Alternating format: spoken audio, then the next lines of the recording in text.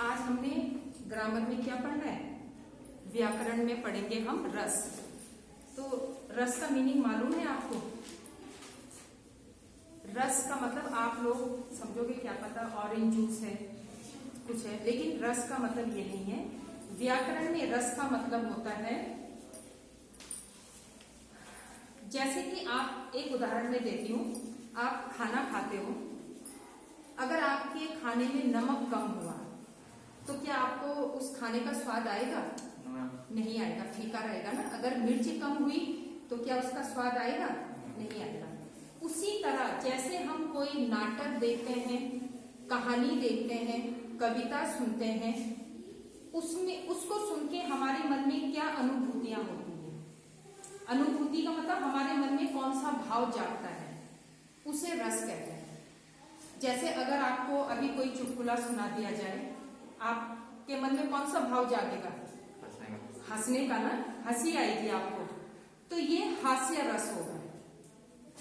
समझ रहे हो? हमने चुटकुला सुनाया, आपको हंसी आई, ये हास्य रस हो गया। आप रास्ते में देख जा रहे हो, आपको कुछ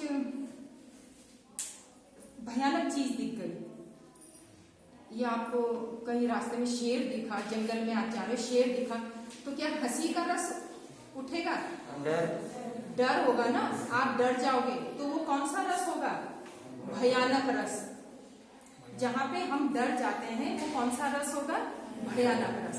तो जो हमारे मन के भाव, जो जिस सिचुएशन के अनुसार हमारे मन में भाव पैदा होते हैं, उन्हें क्या कहते हैं? रस कहते हैं। तो ये हुआ रस की परिभाषा। ठीक है, इसकी आप इसको नोट करेंगे परिभाषा।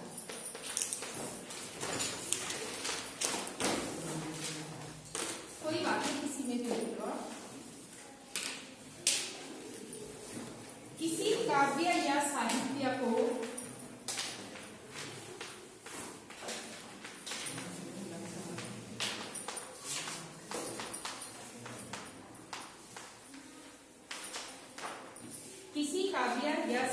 को पढ़ने,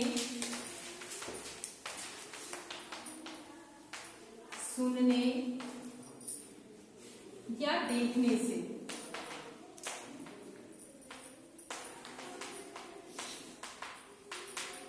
पाठक के मन में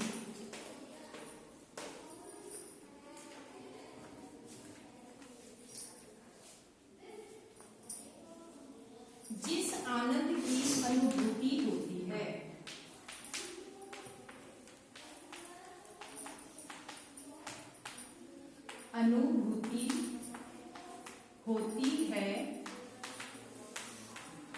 उसे रस कहते हैं।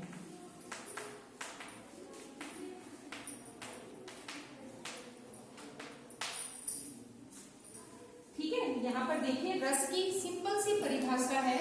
किसी काव्य, काव्य किसे कहते हैं? कविता या साहित्य, कोई कहानी पढ़ रहे हैं हम, उसको पढ़ने, सुनने या देखने से पाठक, पाठक किसे कहते हैं? पढ़ने वाला। पाठक के मन में जिस आनंद की अनुभूति होती है, उसे रस कहते हैं। ठीक है, तो अभी मैंने आपको उदाहरण बताया रस के कि हर सिचुएशन में कुछ ना कुछ अनुभूति हमारे मन में होती है, उसे ही रस कहते हैं। रस के अंग,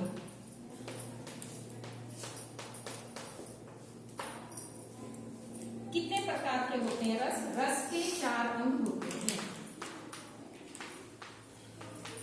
4 अंग होते हैं। सबसे पहला है स्थायी भाव,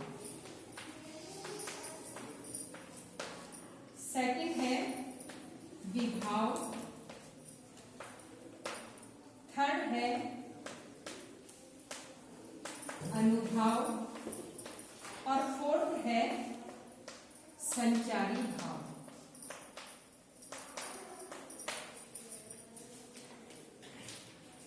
ये रस के 4 अंग होते हैं।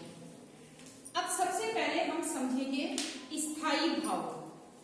क्या होता है स्थायी भाव? स्थायी का मतलब क्या होता है?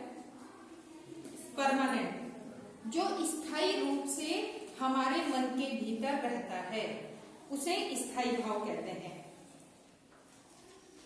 स्थायी भाव वे भाव हैं जो हमारे हृदय में स्थायी रूप से हर समय रहते हैं। आपके मन में अभी भी है रस, आपके मन में अभी भी स्थायी रूप से शामिल है। अब वो कैसे पता लगेगा? अगर मैं आपको किसी बात में डांट दूं, ठीक है, तो आपका कौन सा स्थायी भाव जागेगा? नाराजगी जताओगे ना आप, एकदम से आपके मन में दुख का भाव जागेगा कि मैडम ने मुझे क्यों डांटा। तो वो परमानेंट है ना, उसके लिए किसी दृश्य की जरूरत नहीं पड़ी कि कोई घटना हो तब आपके मन में जागे, वो परमानेंट आपके उसमें है। मैं अभी आपकी तारीफ कर दूं तो आपके मन में कौन सा भाव जागेगा? खुशी का। एकदम से आप मन ही मन खुश हो जाओगे कि चलो मेरी तारीफ हो गई, है ना। तो ये स्थायी भाव है जो हमारे मन में हमेशा रहते हैं, तो उनको क्या कहते हैं? स्थायी भाव। दूसरा है विभाव। विभाव क्या होते हैं? जिनके कारण हमारे स्थायी भाव जागते हैं, ठीक है, जिनके कारण हमारे स्थायी भाव जागते हैं उन्हें क्या कहते हैं? विभाव। जैसे अभी आपको पता लगे कि कोई आपको बोले कि आपके पीछे छिपकली है, आपकी बेंच में छिपकली है, तो आप क्या करोगे? एकदम से डर जाओगे। तो किसने आपका ये स्थायी भाव जगाया? छिपकली ने ना। तो छिपकली क्या हो गई? विभाव। उसने किसको जगाया? स्थायी भाव। डर का कारण कौन बनी? छिपकली बनी। तो जो डर का कारण या स्थायी भावों को जगाने का कारण बनता है उसे क्या कहते हैं? विभाव। इसको जरा आप ध्यान से समझ लेना, क्योंकि आप कान बंद करके सुनोगे और सिर्फ लिखोगे आंख बंद करके, एग्जाम में ये पूछा जाता है। इसमें आपसे पूछा जा सकता है विभाव की परिभाषा लिखिए, विभाव किसे कहते हैं, या रस की परिभाषा लिखिए। इनमें से हर पाठ की परिभाषा पूछी जा सकती है। तो ये तभी आपको समझ आएगा जब आप ध्यान से सुनोगे और उसको समझोगे, ठीक है। स्थायी भाव क्या हो गया? जो हमारे मन के भीतर स्थायी रूप से रहते हैं, परमानेंट हैं। विभाव वे कारक जिनके कारण हमारा स्थायी भाव जागता है। मैंने अभी छिपकली का उदाहरण दिया, छिपकली क्या हो गई? विभाव हो गया। अभी आपके मम्मी पापा या कोई अचानक आपको दिख जाए तो आपके मन में कौन सा भाव जागेगा? खुशी का ना, अरे यार मेरे मम्मी पापा क्यों आए होंगे, है ना। नहीं, जिन्होंने कुछ गलत ना किया हो तो खुश हो, और जिनको लगेगा कुछ कंप्लेंट लेके आए तो वो तो दोनों भाव जागेंगे, खुशी का भी और दुख का भी, ठीक है। तो विभाव कौन हुआ? मम्मी पापा, जिनके कारण तुम्हारे स्थायी भाव जागे, ठीक। अब तीसरा है, अब ये देखिए विभाव के भी दो भेद होते हैं, आलंबन और उद्दीपन।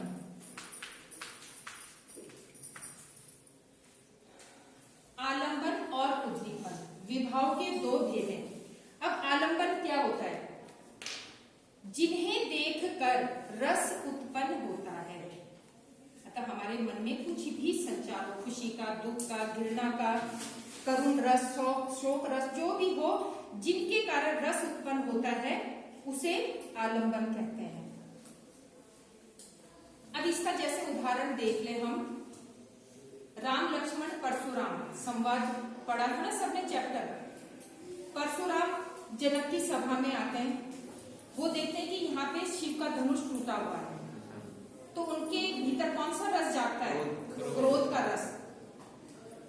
तो वो आलंबन हो गया, धनुष को टूटा हुआ देखकर उन्हें क्रोध आया, तो उन्हें क्या हो गया? ये आलंबन। और उद्दीपन जिसमें शारीरिक हरकतें की जाती हैं। शारीरिक हरकतें, एक तो गुस्सा आ गया ना, हमने देखा कि इस बच्चे ने गलत लिखा है तो हमारे मन में गुस्से का भाव जागा ना। और उद्दीपन कब होगा? जब उसके थप्पड़ लगेंगे, जब हमारा शरीर क्रियाएं करेगा। भाई कान पकड़, तूने ये काम गलत क्यों किया, आपने ये काम गलत क्यों किया, बोलते हैं ना हम, तो ये उद्दीपन है। जिसमें हमारा शरीर क्या करता है, हरकतें करता है। आ रहा है समझ में? आलंबन में क्या होता है, जो हमारे मन में रस जागता है, कोई भी रस, और उद्दीपन जब हमारा शरीर क्रियाएं करता है। अब परशुराम ने धनुष को टूटा हुआ देखा तो उन्हें क्या हुआ, कौन सा रस उत्पन्न हुआ, क्रोध का, आलंबन हुआ। लेकिन जब उन्होंने, लक्ष्मण ने उनसे जली कटी बातें कही तो उनका क्रोध और बढ़ गया। तो वे हाथ से भी बताने लगे कि विश्वामित्र इस बच्चे को चुप कराओ, नहीं तो मैं भी अपना फरसा निकालता हूं और इसको यहीं मार डालूंगा। तो अब वो शारीरिक क्रियाएं करने लगे ना, तो वो क्या हुआ, उद्दीपन। बस इस चीज को आप ध्यान रखोगे कि रस को जगाने वाला आलंबन होता है और शारीरिक क्रिया करवाने वाला उद्दीपन होता है। अब है अनुभाव। अनुभाव में भी आलंबन के फलस्वरूप, आलंबन समझाना भी आपने, आलंबन के फलस्वरूप रस उत्पन्न होने की दशा में जो शारीरिक मानसिक क्रियाकलापों में परिवर्तन होता है उसे अनुभाव कहते हैं। ये भी सेम उद्दीपन की तरह होता है, अनुभाव। इसमें भी हम शारीरिक क्रियाएं करते हैं, जैसे भय के कारण रोंगटे खड़े हो जाना। अब हमारा शरीर क्रिया कर रहा है ना, कोई भी हम डरावनी चीज देख लेते हैं या सुन लेते हैं तो हमारे शरीर में क्या होते हैं, रोंगटे खड़े हो जाते हैं। तो ये क्या हुआ, अनुभाव। ठीक, किसी छिपकली को देख के हम उछल कूद करना शुरू कर देते हैं, चिल्लाने लग जाते हैं। अगर यहाँ पे कोई छिपकली गिर जाए तो आप आराम से डर का अनुभव करते हुए बैठे रहोगे, अरे बाप रे छिपकली मार रही। आप जो है छलांग लगा के इधर से उधर भागोगे डर के कारण। ठीक है, तो वो क्या हुआ, अनुभाव। अब तीसरा है संचारी भाव। संचार, संचार का मतलब क्या होता है, सर्कुलेशन, जो हमारे शरीर में कुछ सेकंड के लिए होता है, संचारी भाव। अब मैंने आपको यहाँ पे रोंगटे खड़े होने का दिया उदाहरण, तो यहाँ पे संचारी भाव था। हम किसी चीज को देख के डर गए, हमारे शरीर में रोंगटे खड़े हुए, तो संचारी भाव क्या करते हैं, स्थायी भाव को जगा देते हैं और अपने आप गायब हो जाते हैं। अब तुम्हारे रोंगटे खड़े तो दिन भर रोंगटे खड़े रहते हैं, कुछ सेकंड के लिए रोंगटे, लेकिन डर वाला जो भाव है वो मन में रहेगा, लेकिन रोंगटे कुछ मिनटों के बाद वो शांत हो जाते हैं। या आप कुछ छिपकली देख लेते हो तो दिन भर चिल्लाते ही रहते हो, नहीं चिल्लाओगे ना, एक बार के लिए अचानक चीख निकलेगी, लेकिन उसके बाद वो चीख शांत हो जाती है, लेकिन डर बना रहता है। तो संचारी भाव उसी को कहते हैं जो थोड़ी देर के लिए हमारे शरीर में आता है और स्थायी भाव को जगाकर समाप्त हो जाता है, वो संचारी भाव होता है। तो आया कुछ इतना समझ में आपके कि रस के 4 अंग होते हैं, स्थायी भाव, विभाव, अनुभाव और संचारी भाव।